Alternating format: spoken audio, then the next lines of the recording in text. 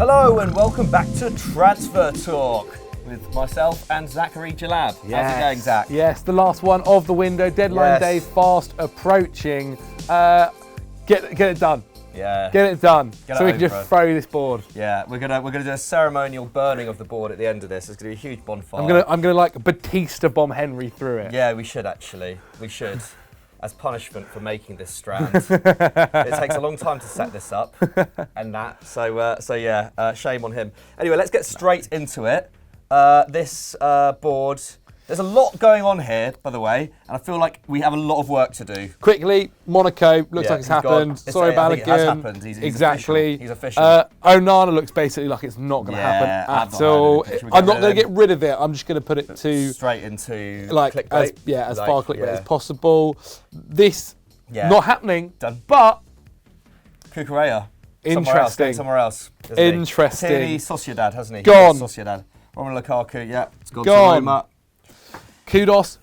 Done. Done. Yeah, that's so done. well done. Well done on us. Got that right. Yeah. Nice. Fantastic. Gravenberch can still happen. Yeah. The rest in a world can still happen, right? Yeah. We can move Paqueta. No. Yeah. Move that probably further down here. Yeah. Potentially a lot of them probably need to go a little bit to the left, just with the amount of days that are left. Yeah. But we won't Martial do that. to West Ham. Is that actually going to happen? I'm happy for you to get rid of that. Let's have a nice clean board to end with. Okay. Let's just keep Conor Gallagher there for a laugh. Sure. Why not? Why not? Yeah. All right. So first up, Zach, who have we got of the new rumours this week? Well then, it's been a really fun week for rumours this week, I have to say. Some crazy shouts, and one of the people we need to talk about is Manchester United possibly getting Emil Højbjerg. It is crazy. Pierre-Emil Højbjerg to Manchester United. This one, I feel like the rumours for Man United this week won't have excited the Manchester United fans. No, probably not. But at the same time, with time running out of the window, I don't think excitement is necessarily on the table at Man United. I don't think it necessarily should be. They've spent a lot of money this window already. Likelihood of them getting another big signing through the door is always going to be unlikely in the final days. He played last night. He did, yeah. Spurs obviously lost to Fulham in the Carabao Cup, second round on penalties. I think the thing is, how much do I love it? Like, I don't really love it. However, if it was love it / necessary, then it would go up here a little bit more, but it's not that. It's just love it or hate it. So you're thinking in the middle somewhere? I am thinking more here because essentially, like, part of loving it is the necessity of a player to be there, right?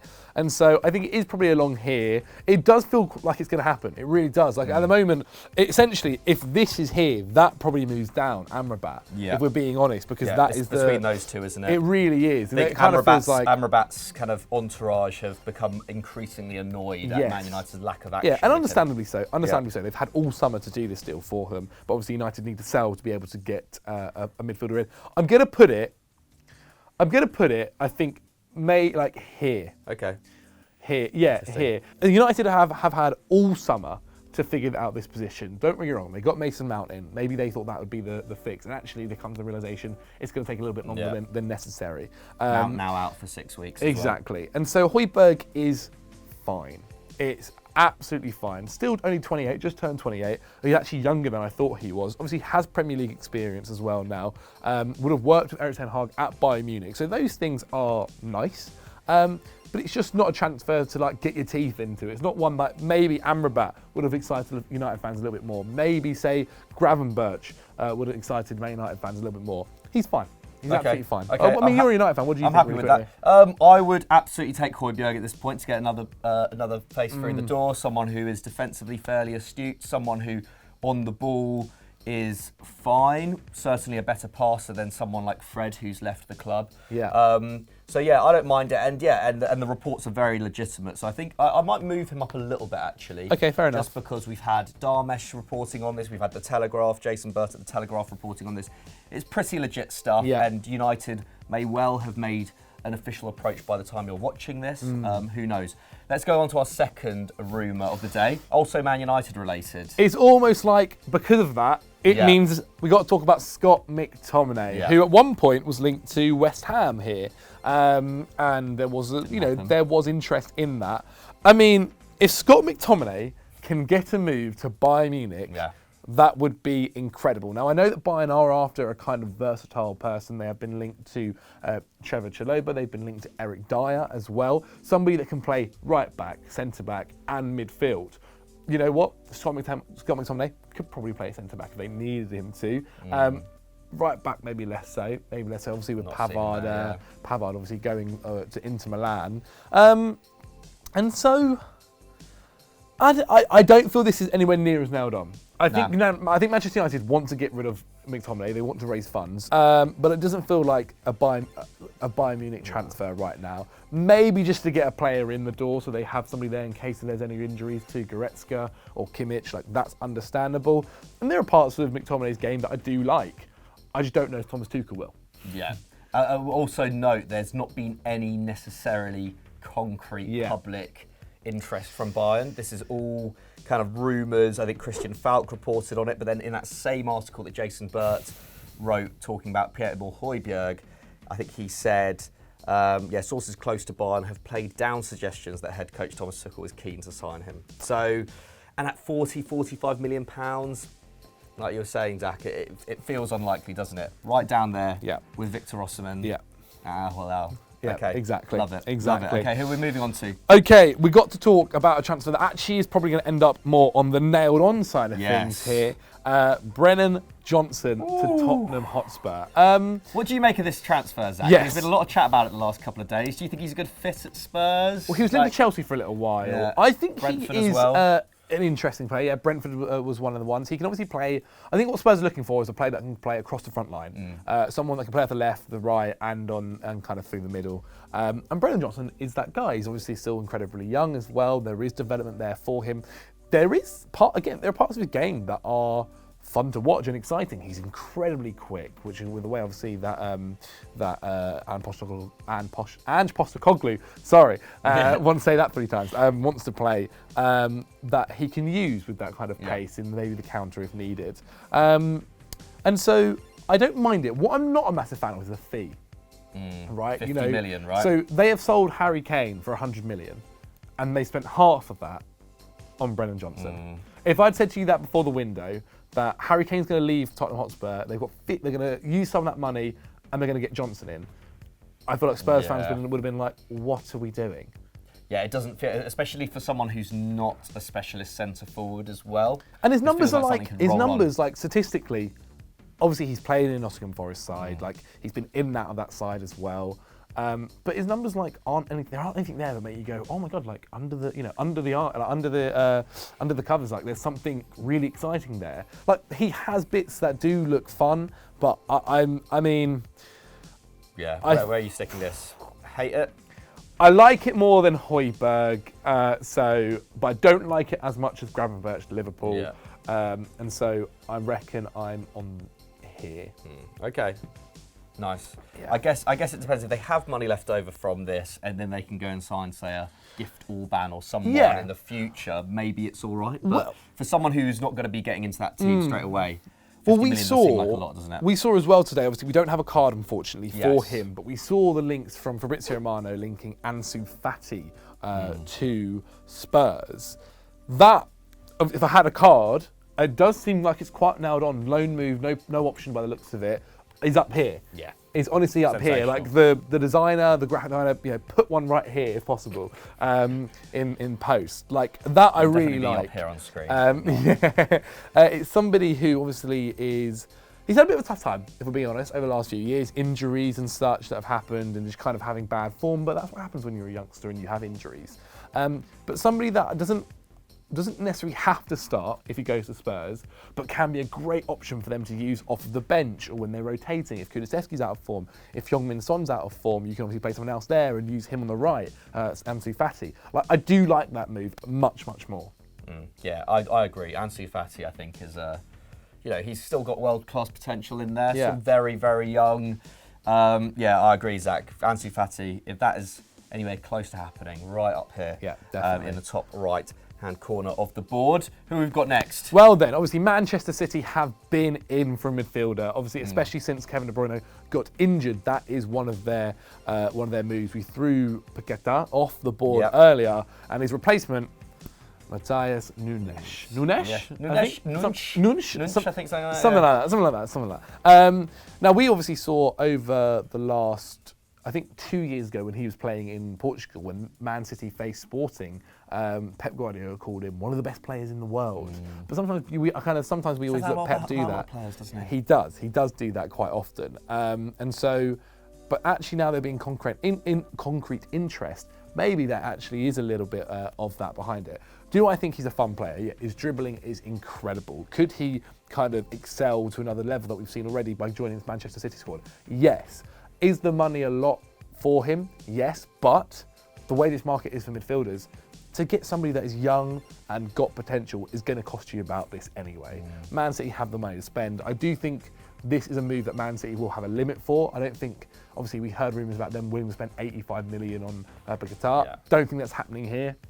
I think he's not the same profile as he is, doesn't give them the attacking output that Exactly. I reckon kind of 60 is the right kind of fee here. Wolves, we know, need to sell for FFP issues as well. And so this move, he's obviously as well, hasn't he stepped out of training? Stepped out of training, he's been fined, he's basically on strike.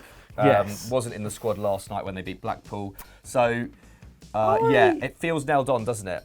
I'm kind of heelish. I do like it. Like if you can get him for that fee, like as I said, midfielders nowadays. £60 million they want. Do you think that is worth it? But midfielders cost a lot of money. They cost a lot of money right now, especially if anybody of this kind of profile, this kind of age. I think he can develop really well under Pep. He doesn't need to be starting week in, week out straight away. He's somebody that can kind of be there for the long term. I know City fans. I've seen some City fans put online being like, we don't need him, all this kind of stuff.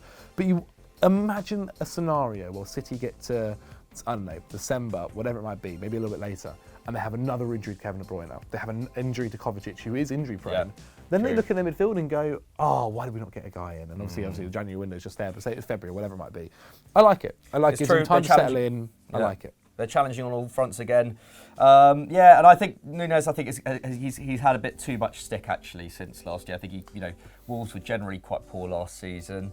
I like him. I think he's a good midfielder. A little bit boring though, isn't it? It's just another body through the door at Man City, but probably a relatively smart one. Yeah.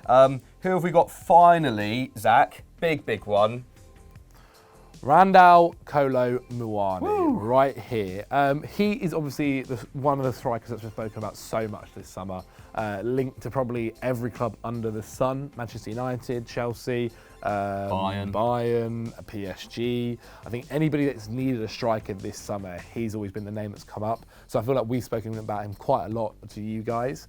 So we won't necessarily go into his assets because he is kind of got a lot. He's got a lot of them essentially. I don't necessarily know exactly what part of his game is too weak that can't be developed as well under a good coach. And Luis Enrique is a good coach. I do like the way that PSG are going with their front line. Now, obviously, they've lost Neymar, they've lost Messi. Mbappe looks like he's going to be staying now for the season. And so it works out pretty nicely. Another French player as well. They're trying to add to this contingent of making PSG, Paris Saint-Germain, a Parisian team. I actually don't mind it. Like, what is the fee that's being quoted for at the moment? I think at the moment it's around, let me just get it up here. Well, an €80 million offer was rejected by Frankfurt.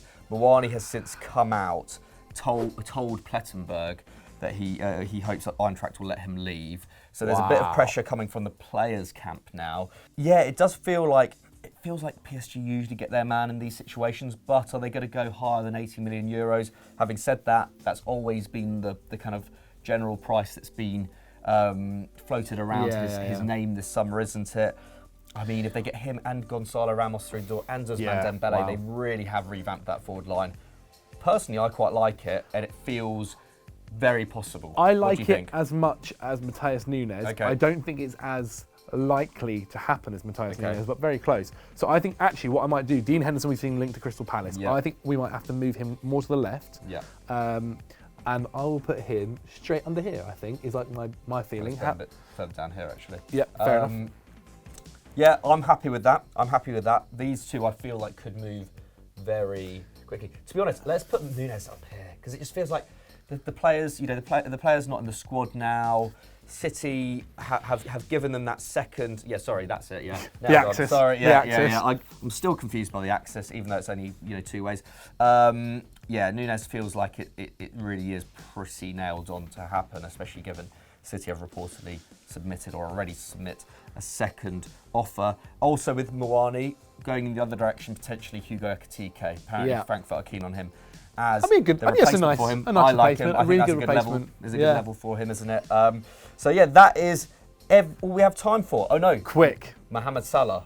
I saw this. Yeah. I saw this. Let's get him up on screen. What are you thinking? I think it's BS. I think it's BS. I think Liverpool would be incredibly nuts to sell him unless they were getting probably a ridiculous fee for him, especially this late into the window with what's already kind of happened with their squad. I think it would be nuts. Like the fee would have to be 150 plus, maybe maybe a little bit less than that, but around that kind of fee. Personally, I think he obviously is somebody that they are desperate for. We saw them sign Jota and then actually now not use Jota, willing to let him go from Celtic because they want to open up a place for Salah to come into the squad.